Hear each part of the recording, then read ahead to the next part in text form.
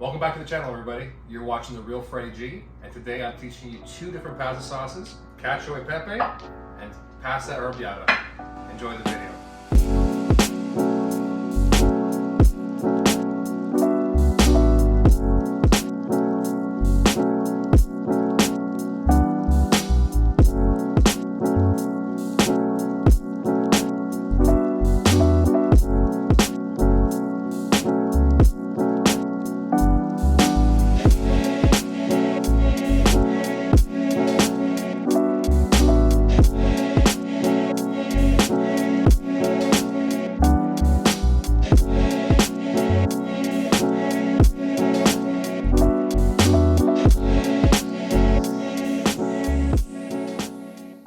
Alright everybody, so I've got some really cool news, a couple big announcements.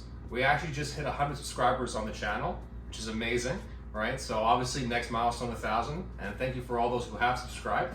And for all of you who are new to watching, please like and subscribe to the video so you guys don't miss out on any of my future videos. And another really cool thing, I have a friend who loves the channel so much, he actually made the cutting board that is now going to be on the channel. All right, so if you guys like this product, I'm putting a link below in the comments. His Instagram handle is cannot find this in stores.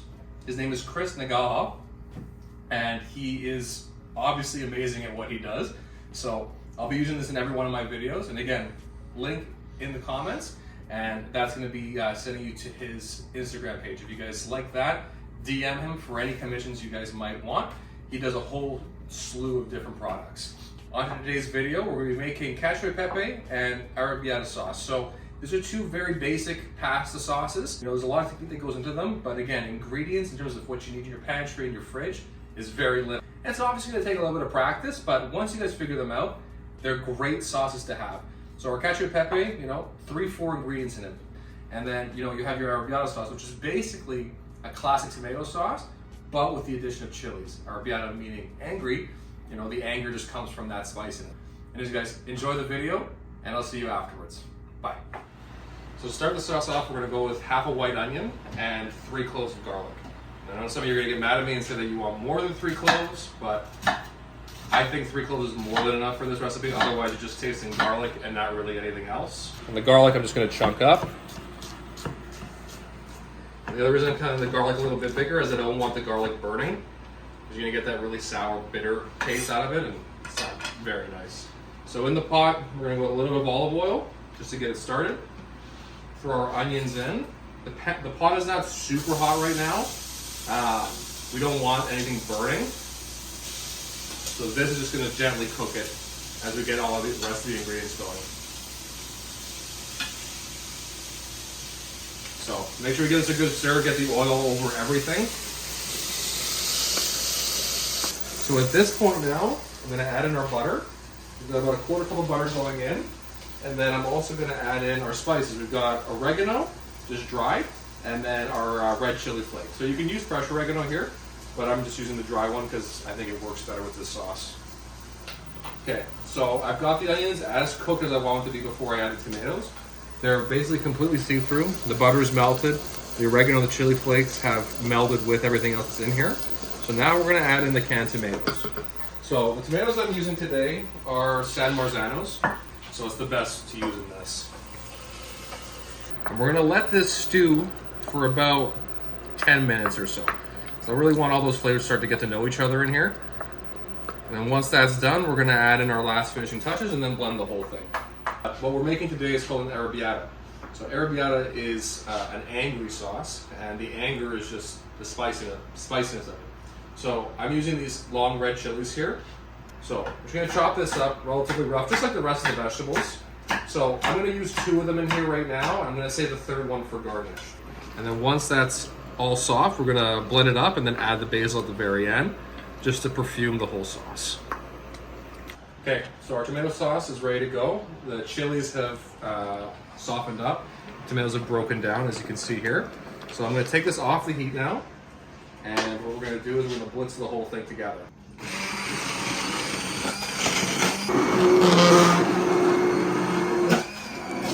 Okay, so we have the sauce now nice and smooth. Everything's been blended together. And then we're going to go in with about, I don't know, half a bunch of basil, equivalent to like 10 leaves, 12 leaves. What I'm gonna do here is just cut them up nice and thin. I don't want to mince it. I want there to be strands of this basil in the sauce as you're eating it. We're gonna cut it nice and thin, just like that. It's also called a chiffonade. So all I did was just roll the leaves together, bundle them up, and then you get these little ribbons of basil. Add that all in there.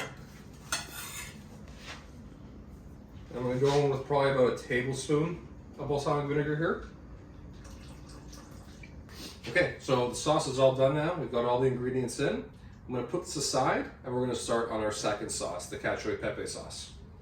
Okay, so this next sauce is called Cacio e Pepe. It's a very simple sauce to make. Only takes about 4 ingredients. So the 4 ingredients that we're gonna be using are ground black pepper.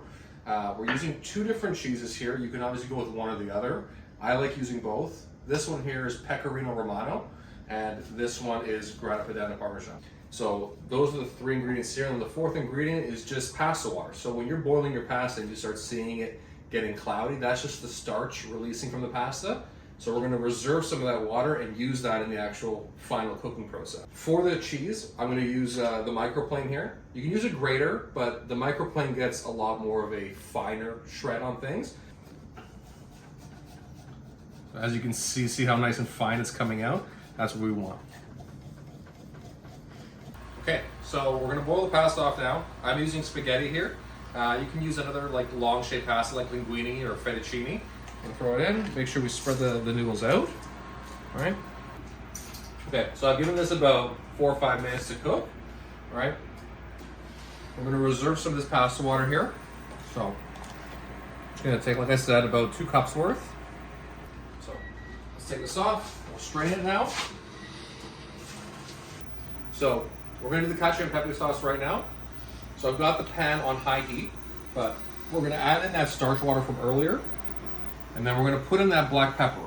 So I'm putting the black pepper in with the water, because what that's gonna do, all the natural oils from the black pepper are gonna start to leach out, and we're not getting a burnt flavor. You can already smell it coming off right now, and it's really, really, really nice.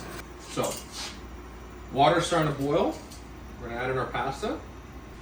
Now we're gonna make sure we stir this through, get all that nice pasta water and pepper all the way through it. And then we're gonna slowly start to incorporate the pecorino and the Grana Padano. If we put it in all in at once, it's gonna clump up and it's not gonna come together how we want it to. You can already see it's starting to get nice and creamy. And now listen, if you need more water, you add more water to this. All pasta is different, right? It all reacts in different ways. So this one here, you can already see it's starting to get that nice creamy texture to it. That's exactly what we want. I'm gonna add a little bit more cheese to it. And then I'm also gonna add just a little touch more water, because I want this to be a saucy pasta. I don't want it to be dry. So mix it through, give it a couple tosses. And you can see it, right? Almost looks like fettuccine Alfredo, but without any milk or any cream. We're just using the pasta water and the sauce. So, just gonna put it into the spatula here. We're gonna spin it around, all right? I'm gonna try and add in a bit more if I can. And what that's doing is creating this little nest. Looks really pretty. Obviously, you can just throw this on the plate, but I really feel that you eat with your eyes first. I'm gonna throw that in there. And that is your Cacio e Pepe. A bit more of that cheese. Black pepper.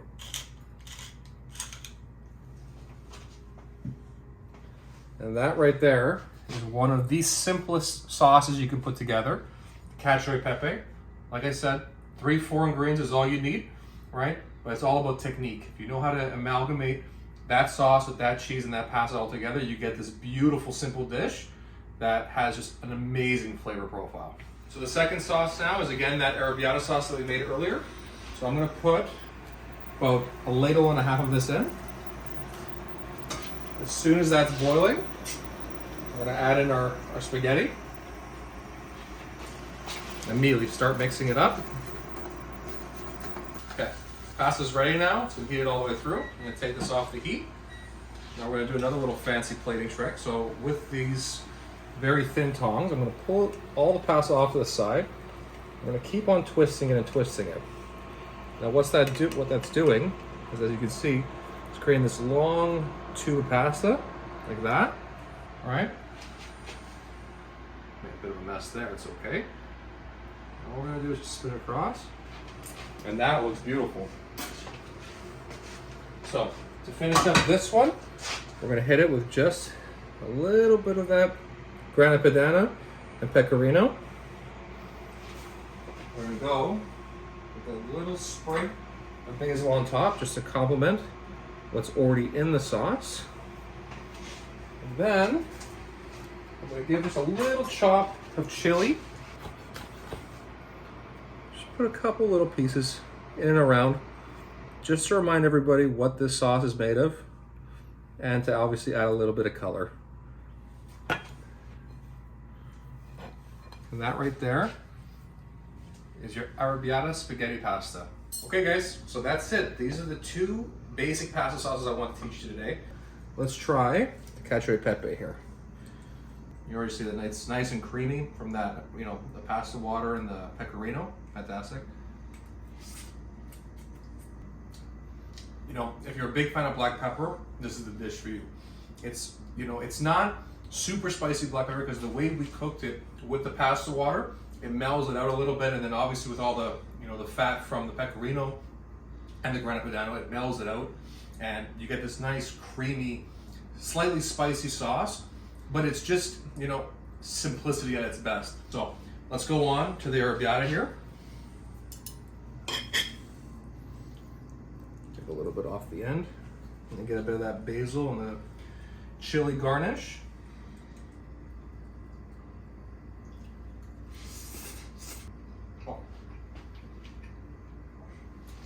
This one, I know there's chilies in it, and all chilies, they're scary, super spicy. Because of these chilies and that tomato sauce, you get this beautiful floral flavor of the pepper as opposed to just the super hot, spicy flavor of it.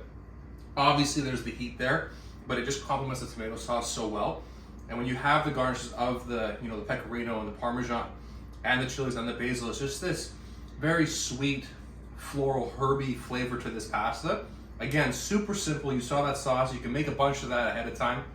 Throw in your fridge whenever you want to make pasta. Take it out. But this is a great, great dish to have. And again, if you're not a fan of spice, take the chilies out, and that's just a plain tomato sauce. And nothing wrong with that. Use that on pizzas, pasta, anything you want. It's great. If you guys liked both of these recipes, please subscribe. And if you like the video, like the video. If you want to see other pasta dishes like this in the future, comment below and give me recommendations, what you guys would like to see. And again, guys, I post weekly, so please, if you subscribe, hit that little notification bell so you don't miss out on any of my future videos and recipes. And as usual, until next time, dinner is Friday. See you.